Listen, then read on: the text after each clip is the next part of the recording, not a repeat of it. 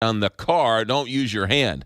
Some police officers and some police departments have taken that the wrong way. Aaron Katersky, ABC News correspondent, you were there when this happened, right?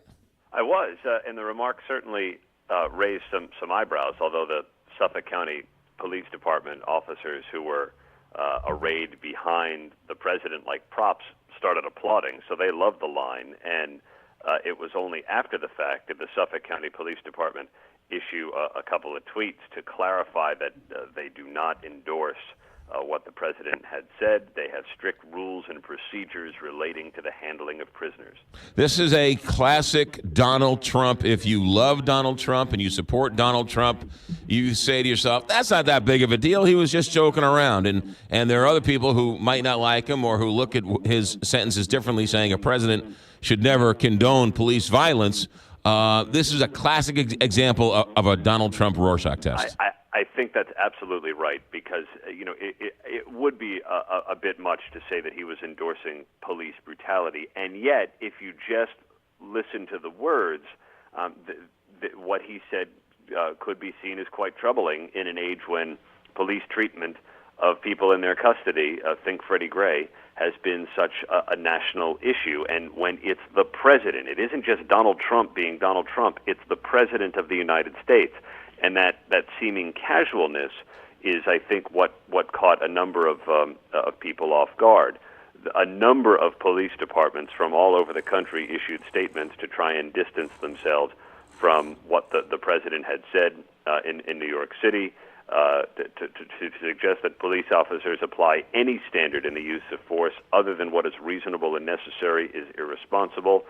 Boston said the priority has been on building trust. Philadelphia, department does not condone the mistreatment of prisoners. Even, Suffolk County, whose officers were applauding the statement and eating up what the president said, issued those tweets to distance itself. And so it did strike a chord for sure. Yeah, and Ferguson and St. Louis going through their own police situation a few years back. I think the problem, Aaron Katersky, is people will say that bad guys or good guys, whatever, will take Donald Trump's comments,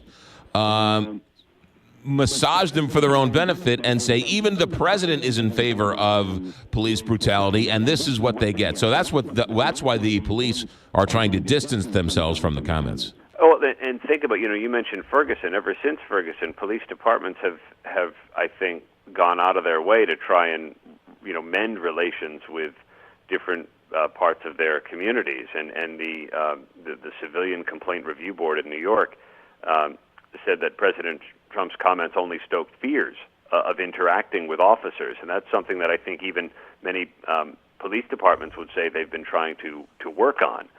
But I think you're right. When the president says something, it's different than when a candidate says something, and that's part of the reason why this was seen as so inflammatory, even if he didn't really mean it. Yeah. Aaron Katersky, ABC News correspondent, who was there when Donald Trump spoke to the Suffolk police officers. Aaron, have a good week. Thanks. You too. See you later. All right. That's Aaron